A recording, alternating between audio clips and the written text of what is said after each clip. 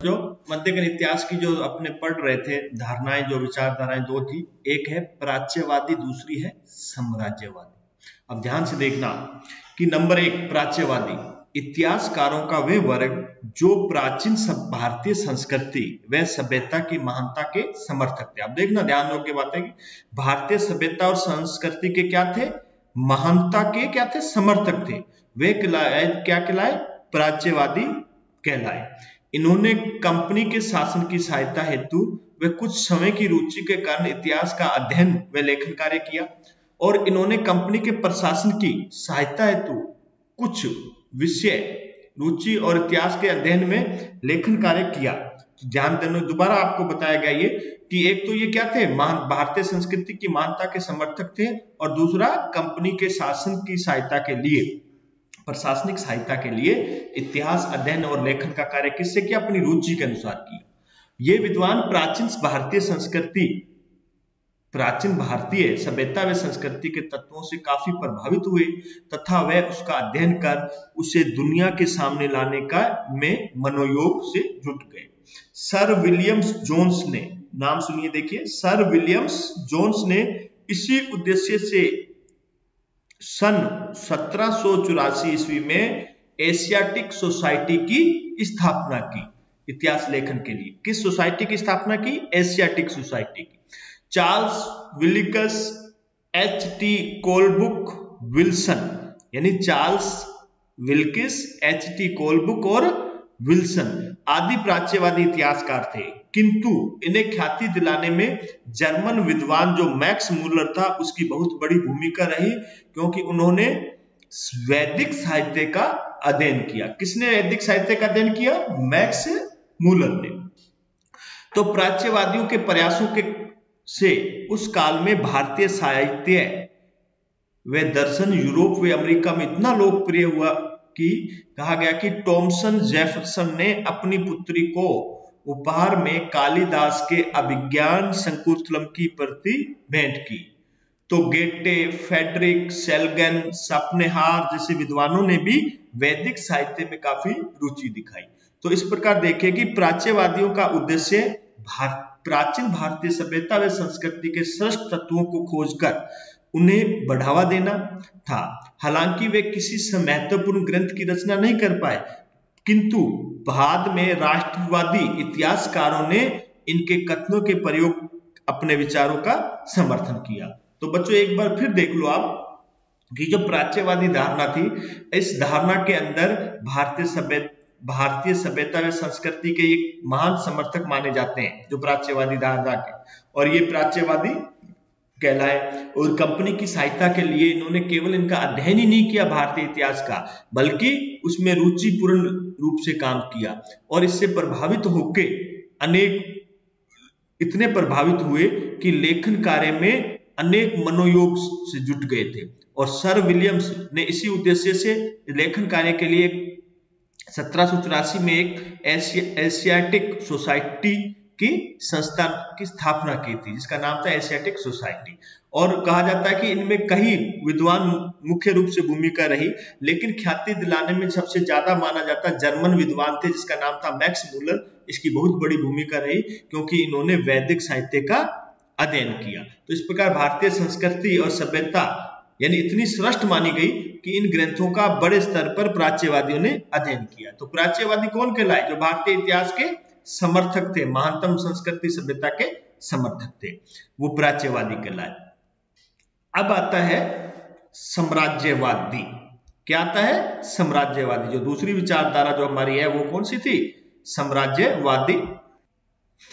भारत में अंग्रेजी साम्राज्य व उसकी नीतियों को उचित व तर्कसंगत बताने के लिए जिस इतिहास की रचना की गई उसे साम्राज्यवादी इतिहास कहा गया।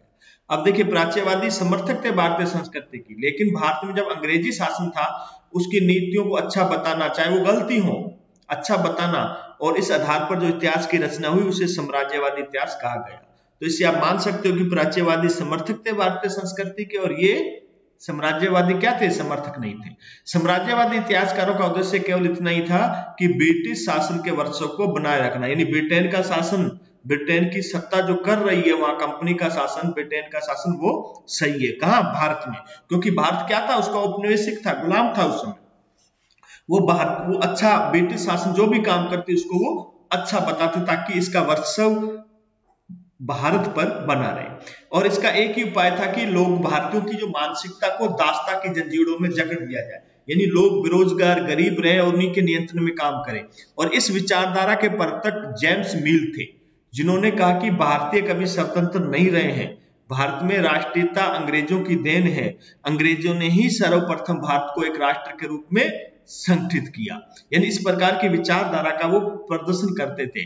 जेम्स मिल जो ब्रिटेन के उपयोगीवादी माने जाते थे और भारतीयों को उस समय अच्छी दृष्टि से नहीं देखा जाता था। विसेंट स्मिथ ने इसका समर्थन करते हुए कहा कि भारतीय सभ्यता में कोई श्रेष्ठ गुण नहीं है, यदि कुछ है भी तो वो यूनानी संस्कृति से लिया गया है। आपको जानकर ही आश्चर्य होगा कि औपनिवेशिक काल में भारत के प्रथम महत्वपूर्ण इतिहास का परिणय जेम्स मिल ने ही किया था। इतिहास का जो पूर्ण माना जाता है, इतिहास ग्रंथ का परिणय जेम्स मिल को माना जाता है, जबकि जेम्स मिल ने तो कोई हिंदुस्तानी भाषा आती थी और नहीं वे कभी भारत आए।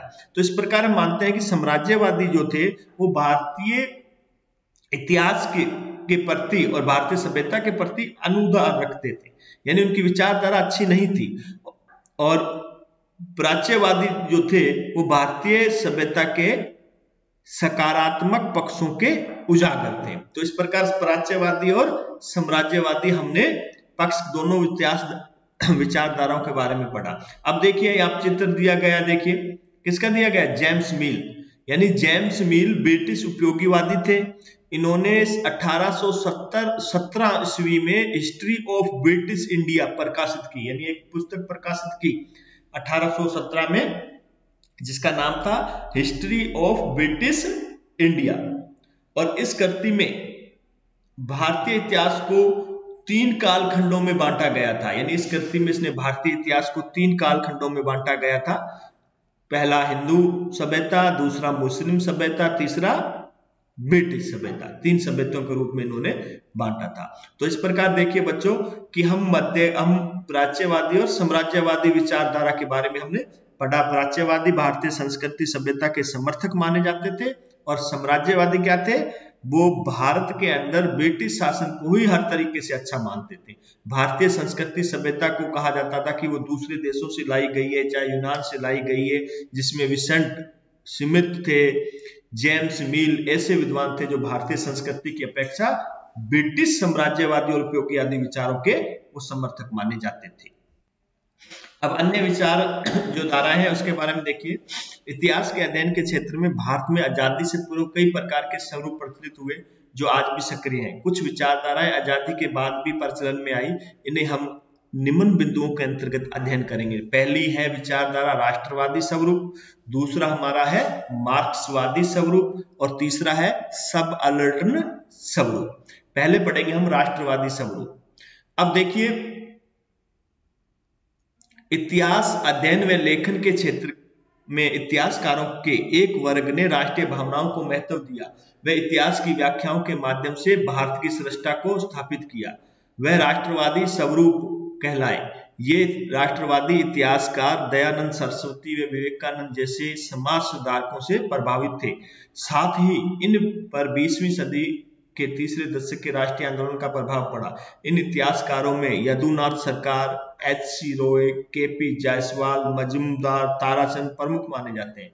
इन इतिहासकारों का बच्चों देखिए मुख्य उद्देश्य भारतीय में अपनी संस्कृति व श्रेष्ठता के प्रति आत्मविश्वास को उत्पन्न करना, क्योंकि अंग्रेजी शासन के कारण जो हमारे संस्कृति और सभ्यता को अच्छा नहीं माना जा रहा था, इसके लिए इन महापुरुषों के माध्यम से, महासुधारकों के माध्यम से ये प्रयास किया गया कि भारतीयों में आत्मविश्वास पैदा किया जाए कि हमारी संस्कृति श्रेष्ठ है, हमारी संस्कृति अच्छी है, उसके लिए आत्मविश्वास उत्पन्न करना। इनसे पूर्व ब्रिटिश जो साम्राज्यवादी थे, वो इतिहासकारों ने भारतीयों को यह बताने का प्रयास किया कि वे सदा गुलाम रहे हैं, भारतीय सभ्यता में कुछ भी श्रेष्ठ गुण नहीं है।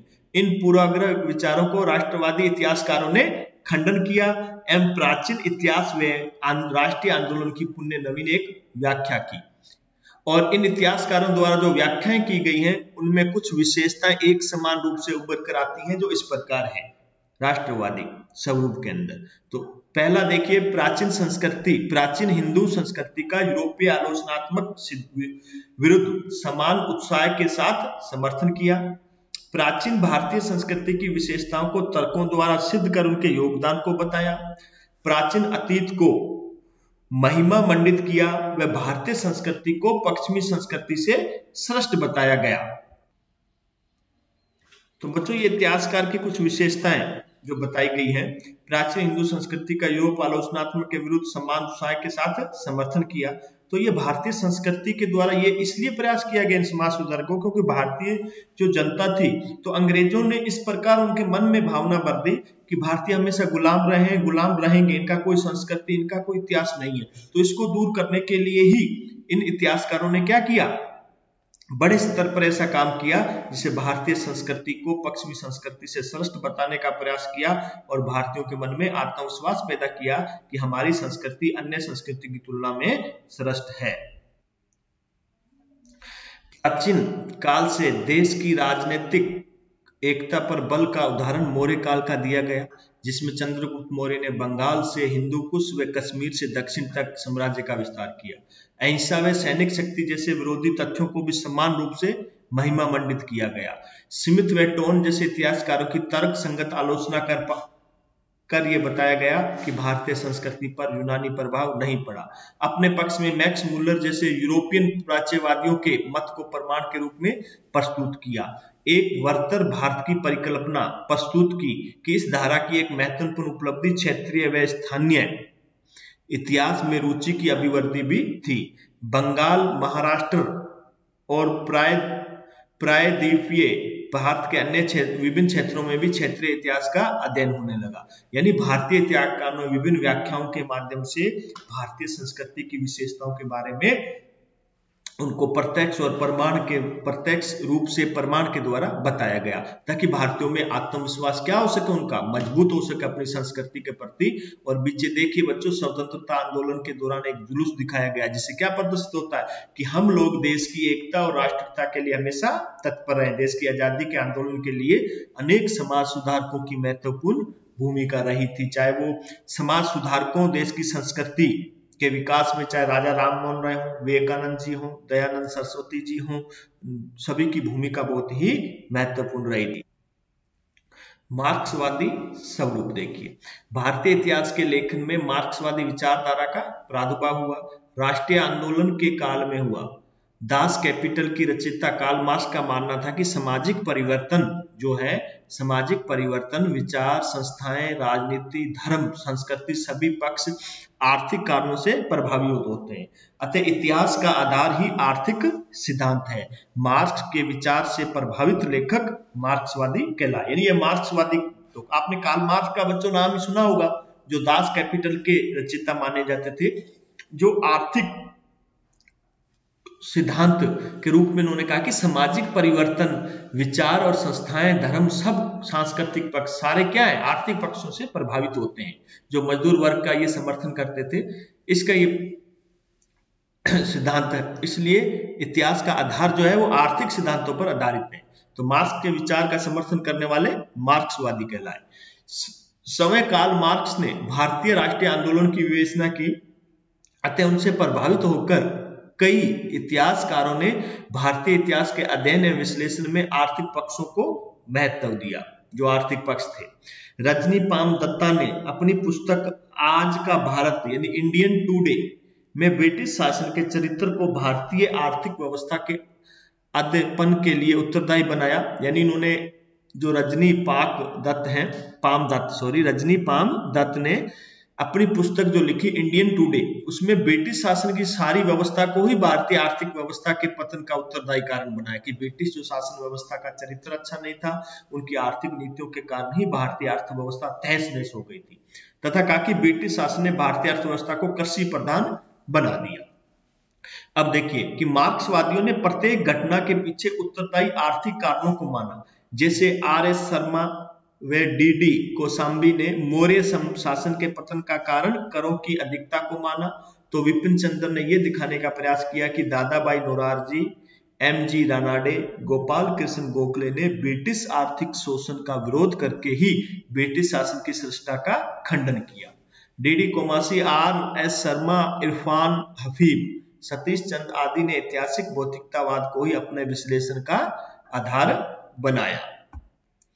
तो बच्चों इस प्रकार देखिए कि इस प्रकार जो हमारे विचारक थे हमारे भारत के समाज सुधार के, यानी मार्क्सवाद के अलावा अन्य भारतीय भी जो आर्थिक सिद्धांत के आधार पर अंग्रेजी शासन, ब्रिटिश शासन की सृष्टा का खंडन किया। दादाभाई नौरोजी को आप जानते हो, गोपाल कृष्ण गोखले, एम.जी. रानाडे, यानी ब्रिटिश शासन व्यवस्था के बड़े स्तर पर यानी कि आर्थिक शोषण का इन्होंने बड़े स्तर पर विरोध किया और जनता के सामने ये विरोध प्रस्तुत भी किया कि देखिए इस आधार पर हमारी आर्थिक व्यवस्था जो है, हमारी अर्थव्यवस्था को ये अंग्रेज लोग हैं जो ब्रिटिश शासन है वो क्या कर रहा है, छिन्न भिन्न कर रहा है।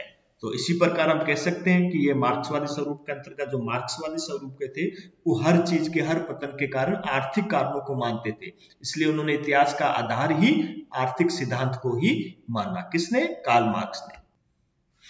तो बच्चों देखिए सबअल्टर्न स्वरूप यानी इतिहास में प्राचीन काल से आधुनिक काल तक सदैव शासकों, महापुरुषों व अग्रिम नेताओं के योगदानों का ही अध्ययन किया गया। अधीनस्थ व जन साधारण को मात्र पिछलंगु मानकर उनके सोच विचार व योगदान की चर्चा कभी नहीं करेंगे कि इतिहास का जो प्राचीन काल व आधुनिक काल हमेशा ही बड़े बड़े महापुरुषों, नेताओं का योगदान माना गया, यानी बीच के जो मध्यम वर्ग जो था उसका कोई भी योगदान के बारे में नहीं बताया गया, जबकि सामान्य जन की अपनी सोच, अपनी जरूरतों व अनुभव होते हैं जिसके कारण वे बड़े विद्रोह या घटनाओं में शामिल होते हैं। अतः रणजीत गुहा के नेतृत्व में इतिहासकारों के एक वर्ग ने इतिहास के अध्ययन व लेखन में किसान, किसके नेतृत्व में? रणजीत गुहा के नेतृत्व में इतिहासकारों के एक वर्ग ने इतिहास के अध्ययन व लेखन में किसान, मजदूर व सामान्य जन के विचारों को महत्व दिया और उनके योगदान का अध्ययन किया। ये विचारधारा इतिहास का सबअल्टर्न स्वरूप कहलाया, यानी सबअल्टर्न शब्द इतालवी मार्क्सवादी अंतोनियो ग्राम्शी के चिंतन से लिया गया है। वहां इस पद का प्रयोग समाज के निःशक्त समूह की ओर संकेत करने हेतु किया गया और इसी के आधार पर भारत में रणजीत गुहा ने 1983 में सबअल्टर्न स्ट्रेटजीज का पहला संकलन जारी किया। तो बच्चों देखिए, दोबारा देखिए एक बार कि सबअल्टर्न स्वरूप यानी इतिहास के प्राचीन काल से आधुनिक काल तक सदैव शासकों ने क्या कहा? महापुरुष व अग्रिम नेताओं का योगदान रहा और जो जन साधारण था उसको हमेशा ही पिछलगू माना गया, उसकी कोई भूमिका नहीं मानी गई थी। तो ऐसी व्यवस्था को देखते हुए जो इतिहास का नेतृत्व करने वाले रणजीत गुहा, जो इन्होंने इतिहासकारों के एक वर्ग का नेतृत्व करके इतिहास अध्ययन और लेखन में किसान, मजदूर और सामान्य जन के विचारों को महत्व दिया और इनका योगदान का अध्ययन किया, इसे ही विचारधारा को इतिहास का सबअल्टर्न स्वरूप कहा जाता है। किस लिए कहा जाता है? क्योंकि इन्होंने किसान, मजदूर और सामान्य जन के विचारों को महत्व दिया। अब दोबारा एक बार देख लीजिए, सबअल्टर्न शब्द जो है वो इतालवी मार्क्सवादी अंतोनियो ग्रामी के चिंतन से लिया गया है। वहां इस पद का प्रयोग समाज के निःशक्त समूह की ओर संकेत करने हेतु किया गया। इसी के आधार पर भारत में रणजीत गुहा ने 1983 में सबअल्टर्न स्ट्रेटजीज का पहला संकलन जारी किया। जो पहला संकलन था वो जारी किया था। किसने जारी किया? रणजीत गुहा ने। अब देखिए सबअल्टर्न ग्रंथ, ऊपर आपने देखो चोरा चोरी कांड 1922 में हुआ, जिसके कारण महात्मा गांधी ने संयुक्त जो आंदोलन था उसको कर दिया गया था। चित्र दिया गया है बच्चों इसमें, नीचे देखिए सबअल्टर्न ग्रंथ। अब सबअल्टर्न स्ट्रेटजी 10 खंड है इसके। Ranajit Guha, elementary aspects of British insurgency in colonial India, Dipesh Chakrabarty, rethinking working class history आदि, यानी इनके द्वारा ये ग्रंथ लिखे गए 10 खंड थे और इनकी इसमें ये महत्वपूर्ण भूमिका थी। तो बच्चों आज हम इतना ही पढ़ेंगे।